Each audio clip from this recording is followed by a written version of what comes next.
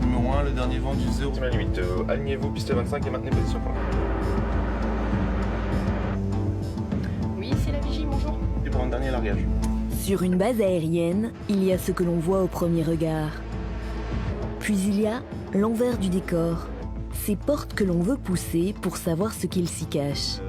Deux mondes indissociables que nous avons côtoyés le temps d'une saison à Orléans-Brissy. Forcément. Il y a une procédure standard de perception et une procédure un petit peu urgente, si j'ai bien compris, avec la CPA. Ouais.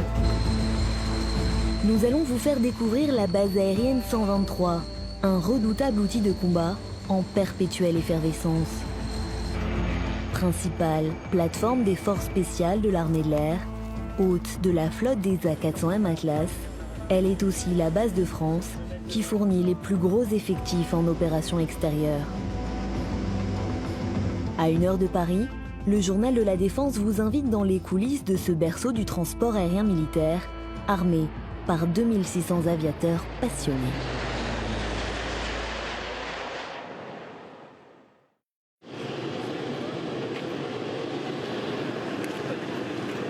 Ce matin d'hiver, de nombreux aviateurs ont décidé de braver le froid.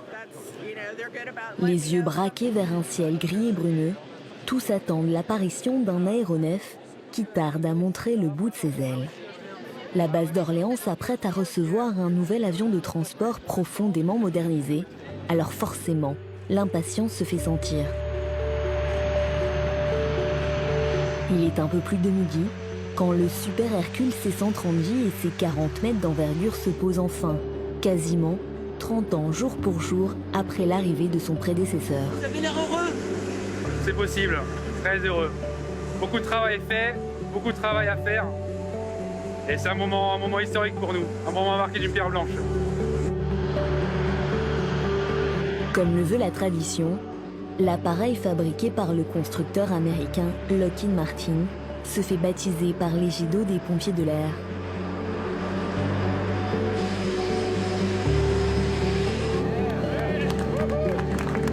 Le personnel improvise ensuite une haie d'honneur pour l'équipage en provenance des États-Unis, satisfait, mais visiblement marqué par sa longue traversée de l'Atlantique. Une livraison comme celle-ci n'arrive pas tous les jours. Il faut donc marquer le coup. It's now time to celebrate the arrival of this great aircraft, this so expected C-130J Super Hercules here on Brissy Air Force Base. It's a very important moment for us. We are very glad to see you all here with us today. Thank you very much, you made it. Le Super Hercule est une réponse aux nombreux engagements opérationnels de la France. Il va permettre de soulager la flotte de transport actuellement surexploitée en attendant la pleine montée en puissance du parc A400M. Cette clé représente l'accession de l'appareil, notre capacité à l'opérer. Ce n'est pas une clé de démarrage, parce que bien évidemment, elle est un peu grande. Mais ça symbolise vraiment l'arrivée de l'avion et le fait que l'avion soit français. Il est le premier exemplaire d'une commande de 4 appareils. Très attendus sur les théâtres d'opération, en particulier au Sahel, ils devront notamment effectuer des missions de soutien logistique aux forces à partir de cette base. Plateforme historique du transport aérien militaire, Orléans-Brissy s'est aussi spécialisé dans l'écoute électronique et construit aujourd'hui une force commando. Un sujet que le commandant de base suit avec attention. Le jour de notre rencontre, il conduit d'ailleurs une réunion dans son bureau avec le patron d'une des unités concernées, le commando parachutiste de l'air numéro 30. En fonction des priorités, on verra si on arrive à intégrer l'ensemble des besoins de la force commando air dans un schéma directeur général qui nous permettra d'être cohérents. À 44 ans, le colonel Cédric Collardel, ancien pilote de Transal, est à la tête d'une superstructure opérationnelle. À la manière d'un chef d'entreprise, il commande les troupes et coordonne la quinzaine d'unités présentes sur le site. La base aérienne, c'est 750 hectares, donc c'est quand même une grande plateforme, avec une piste de 2500 mètres, proche de Paris. Ça donne à cette base aérienne une dimension majeure parmi les bases aériennes. Et puis c'est 2600 personnels au quotidien. J'entends les aviateurs, mais ici nous hébergeons également les organismes de soutien. Donc quotidiennement, c'est 3000 personnes sur le site d'Orléans-Brissy qui travaillent pour que les missions opérationnelles puissent s'effectuer. En moyenne, la base enregistre 1000 mouvements aériens par mois. Brissy-Sol de banquise demande autorisation de pénétrer en piste pour dégivrage. Et comme n'importe quel outil de combat, elle doit pouvoir faire décoller ses avions en fonction de l'actualité et des impératifs opérationnels, n'importe quand, quelles que soient les conditions climatiques. Et dans la région, il faut être prêt à tout, y compris à plusieurs centimètres de neige. Pas de répit donc pour le commandant de base. Ce soir de février, malgré un froid plus que saisissant, il va présider une cérémonie au flambeau des commandos parachutistes de l'air numéro 10. Une quinzaine d'aviateurs vont recevoir leur brevet militaire de commando des forces spéciales. Je vous félicite chaudement pour cette réussite qui est le signe tangible de qualités individuelles et collectives remarquables. Un précieux sésame acquis après de longues semaines de qualification qui leur permet désormais d'être affectés au sein de cette prestigieuse unité implantée sur la base.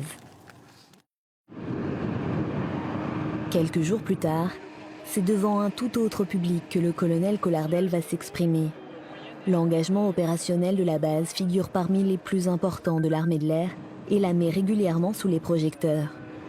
Plateforme vitrine des ailes françaises, elle accueille plus de 100 visites officielles chaque année. Ce jour-là, ce sont les 600 élèves officiers du séminaire interarmé des grandes écoles militaires qui font escale dans le Loiret. Et pour eux, la base a sorti le grand jeu.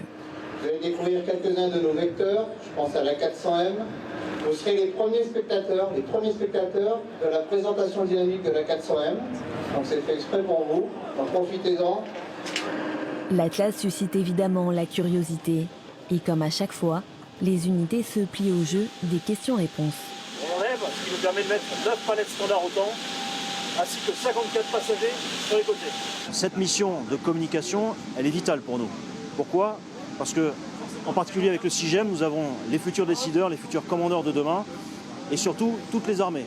Et nous avons ce besoin, au niveau de l'armée de l'air, d'expliquer, de montrer nos outils de combat à toutes les autres armées, d'expliquer ce vecteur finalement, la 400M est relativement neuf, et on s'aperçoit sur toutes nos missions que les gens ne le connaissent pas.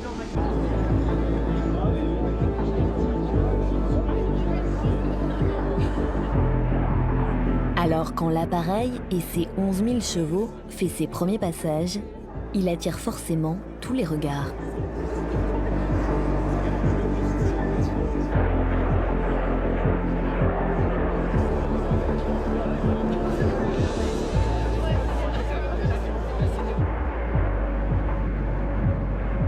Dans l'après-midi, les élèves auront même le droit à une petite surprise.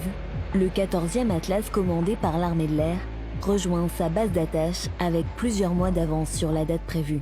Cet avion il va servir évidemment à soutenir les forces à Barkhane et au Levant. Ça va être sa première tâche et très rapidement nous allons le reprendre pour pouvoir expérimenter de nouvelles capacités comme le ravitaillement en vol qui est une des capacités qui va arriver cette année. Cet avion qui peut transporter plus et plus vite a transfiguré le transport aérien militaire dès son arrivée en septembre 2013. La base a investi dans l'infrastructure et notamment dans des hangars taille XXL, mais où parfois la hauteur sous plafond est quelque peu limitée. Tourne vers moi. Je pense que de toute façon, si tu veux le rentrer, il va falloir plus d'enlever pour la trappe qui va sortir.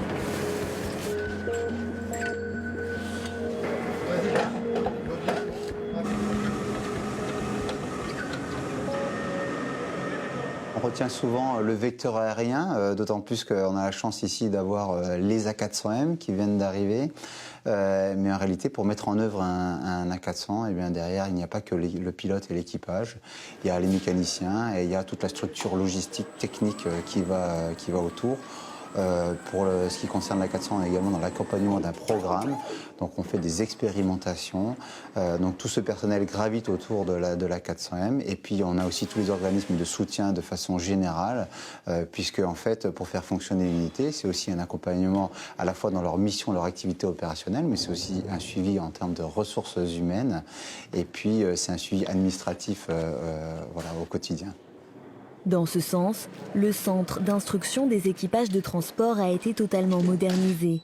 Il bénéficie aujourd'hui d'outils ultra performants, à l'image de ce simulateur sur vérin qui sert à former tous les pilotes français et une partie des pilotes allemands au vol logistique et tactique sur A400M. Quand on est dans le simulateur, quand on effectue un décollage par exemple, c'est à s'y méprendre avec la réalité. On sent vraiment l'accélération, enfin, c'est extrêmement réaliste. C'est pareil pour l'atterrissage, pour les manœuvres tactiques un peu violentes, c'est extrêmement réaliste par rapport à l'avion. La seule chose qu'on ne va pas sentir, c'est le facteur de charge. Le centre recevra un deuxième simulateur de ce type courant 2019 afin d'accompagner le développement de la flotte qui, en avril 2018, a franchi le cap des 10 000 heures de vol. L'avion européen a également imposé une nouvelle façon de travailler. Une unité dédiée à la préparation des missions A400M a ainsi été mise sur pied. Il s'agit du Centre de soutien et d'administration des systèmes missions, communément appelé CESAM. L'A400M est un système complexe comme peut l'être le Rafale, avec énormément de sous-systèmes informatiques. Donc, on a eu besoin de fédérer dans une unité l'ensemble de la préparation de ces missions. Le second intérêt du CESAM est de libérer un maximum de temps pour le personnel navigant qui se consacre vraiment qu'à la dernière partie de la préparation de la mission en se soulageant de tout ce qui est environnemental. Cette cellule d'une 50aine de personnes est composée de spécialistes renseignement, d'interprètes images, d'agents d'opération ou encore d'ingénieurs performance comme ici. Ils ont notamment pour mission de déterminer la masse maximale au décollage et à l'atterrissage de l'avion. Ce fut le cas après le passage de l'ouragan Irma aux Antilles. C'était en septembre dernier. Donc nous avons dû créer une trajectoire pour permettre aux équipages de décoller à une masse maximale au décollage d'environ une centaine de tonnes. Ces études sont aussi valables pour les terrains de déroutement et de secours, ainsi que pour les pistes plus rudimentaires. De son côté, la section renseignement est également d'une importance capitale. Notre champ de travail est assez vaste. Nous sommes à la fois chargés de mettre à disposition de la cartographie numérique pour les équipages, pour qu'ils puissent la visualiser dans l'avion. Nous leur dispensons également des informations plus générales concernant les différents pays sur lesquels ils sont amenés à intervenir. Et également, nous sommes chargés de leur donner une instruction tactique pour ce volet particulier. L'ensemble des données de vol est ensuite compilé par un préparateur qui constitue un dossier de mission complet. Il est récupéré par l'équipage qui n'a alors plus qu'à effectuer un dernier briefing et se diriger vers l'appareil. À Orléans, les avions décollent rarement à vide. L'embarquement de passagers ou le chargement de matériel est géré par les agents de transit. Ce sont eux aussi qui conditionnent les palettes. Sur la base, ces spécialistes chargent en moyenne 400 tonnes de fret par mois. Ok, stop. Reprends là. L'escadron de transit et d'accueil aérien est l'une des unités de la base les plus engagées en opération. En permanence, 30% de son personnel est projeté. Ce matin-là, l'équipe d'astreinte doit charger 8 palettes dans un A400M à destination de 4 villes d'Afrique. Ouagadougou, Niamey, Gao et N'Djamena.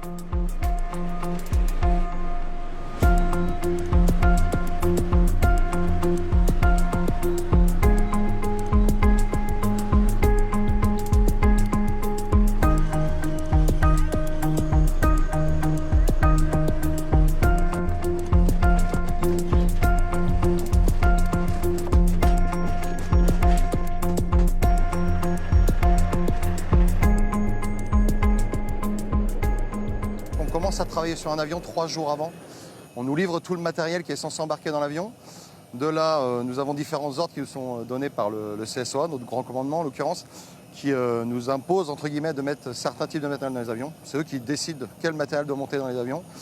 Et de là, en fait, on récupère tout le matériel, on confectionne nos palettes, on pèse nos palettes, on prépare notre chargement.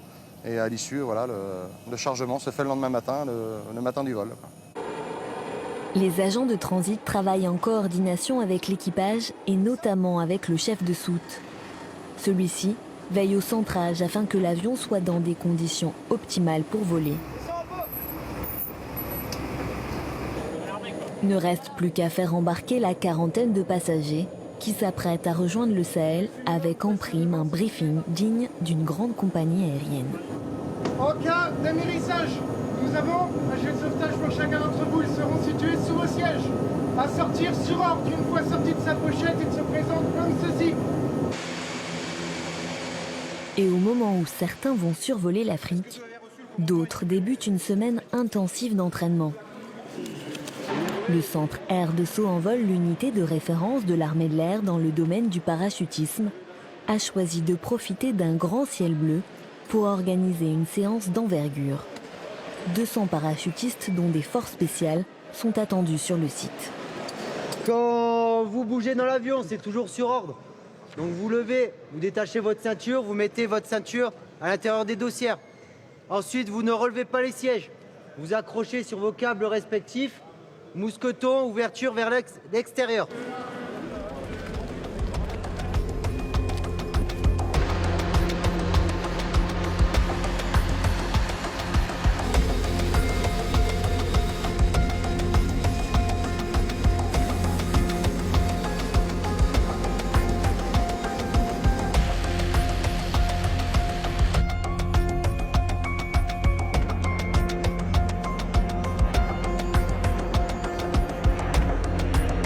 Au fil des heures, les rotations s'enchaînent et à l'arrivée, la satisfaction est la même pour tous, qu'ils soient novices ou très expérimentés. Vous en faites souvent comme ça des sauts 6 par an. 6 par an. Ouais. Après, il y a une procédure à respecter. Si on la respecte, tout se passe bien. Okay. Donc là, c'est le cas. En plus, là, avec un beau soleil, pas de vent. Impeccable. C'est aussi pour certains l'occasion de découvrir des sensations jusque-là inconnues. Sandra est infirmière sur la base et a pu sauter pour la première fois. Là où j'ai eu plus peur en fait, c'est quand il a sorti le parachute. Une vitesse, mais un truc de dingue quoi. Oh putain, comment j'ai eu trop peur. Ouais, ça redescend là, mais j'ai les doigts qui se sont crispés du coup. Et j'arrive même plus à serrer le... Génial, faut le faire. Hein. Au total, 1000 sauts vont être effectués en 5 jours. Une belle performance qui implique aussi un important travail de pliage des voiles. Pour cela, le Centre Air de Saut en Vol dispose d'infrastructures uniques et notamment de tours de séchage. Donc là, je suis en train de monter les parachutes en tour. Donc c'est une des premières étapes à l'entretien des parachutes. C'est-à-dire que chaque parachute qui a été qui a sauté, qu'on a craqué à la main, on doit les monter pour 24 heures en tour. Et à quoi ça sert? Pourquoi c'est important cette étape? Cette étape elle est importante parce que ça permet en premier lieu de sécher le parachute, donc il va passer 24 heures à peu près à 20 mètres. Et ça permet aussi de faire tomber tout ce qui est branchage et corps étranger qui se trouve dans le parachute. Ça facilite les opérations après d'entretien. Ça nous permet aussi de déceler les premiers problèmes sur les parachutes, les emmêlages ou les déchirures.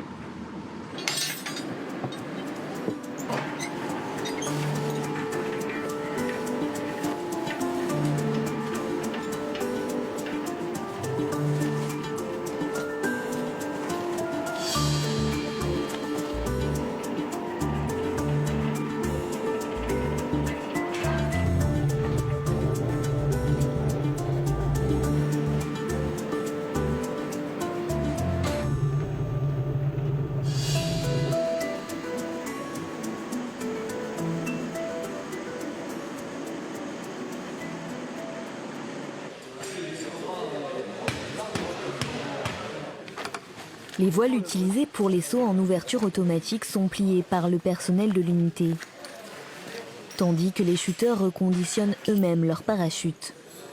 Beaucoup d'entre eux appartiennent aux forces spéciales, jamais à court d'activité. Quand les commandos les plus aguerris enchaînent les sauts, les jeunes recrues brevetées forces spéciales l'hiver dernier participent à un stage de sélection contre-terrorisme, libération d'otages.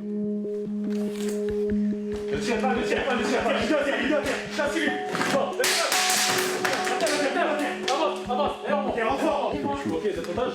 Oui. Ok, comment vous appelez ? Je vais passer faire claque sur là.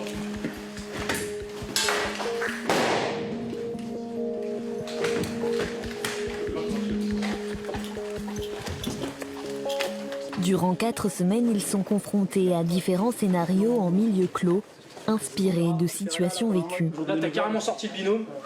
Du coup, tu perds cet appui-là. On perd tout le secteur ici pour le revenir le récupérer après. L'objectif est que tous intègrent un des groupes actions spécialisés de cette unité pour poursuivre leur apprentissage. Lorsqu'ils ne sont pas en mission, ces hommes de l'ombre s'entraînent non-stop en conditions réelles ou grâce à des simulateurs dernier cri.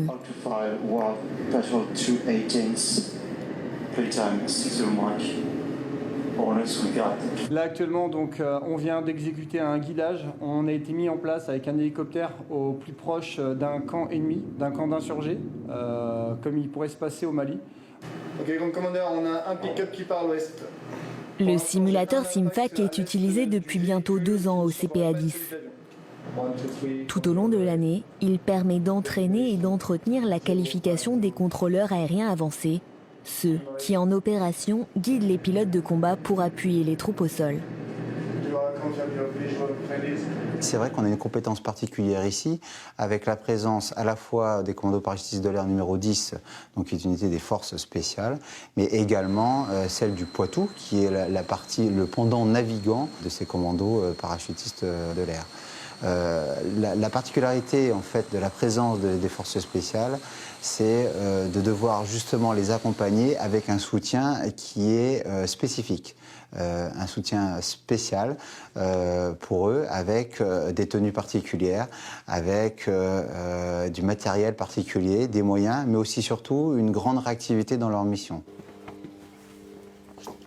À ce titre, la base est dotée de l'une des armeries les plus importantes de l'armée de l'air, installée, sécurité oblige, à l'abri des regards. La base d'Orient est spécifiée parce que nous avons un panel d'unités différentes, dont les unités forces spéciales, et ce qui nous donne l'occasion de travailler sur divers matériels. Donc on a du 416, on a de l'armement classique comme le FAMAS, mais aussi on a aussi des fusils de chasse qui sont réservés aux équipages d'escadron en cas dans des lots de survie.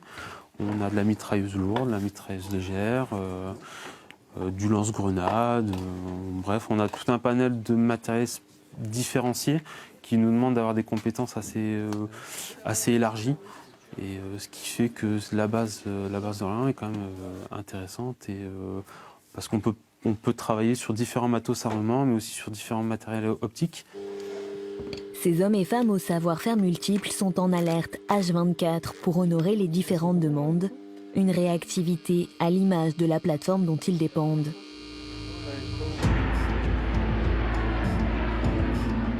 C'est correct, vous avez besoin de guidage ?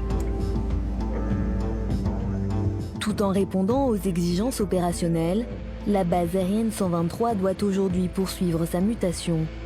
Les défis sont nombreux, maintenir l'accompagnement du programme A400M, soutenir la montée en puissance de la flotte Super Hercule, ou bien encore installer durablement une force commando.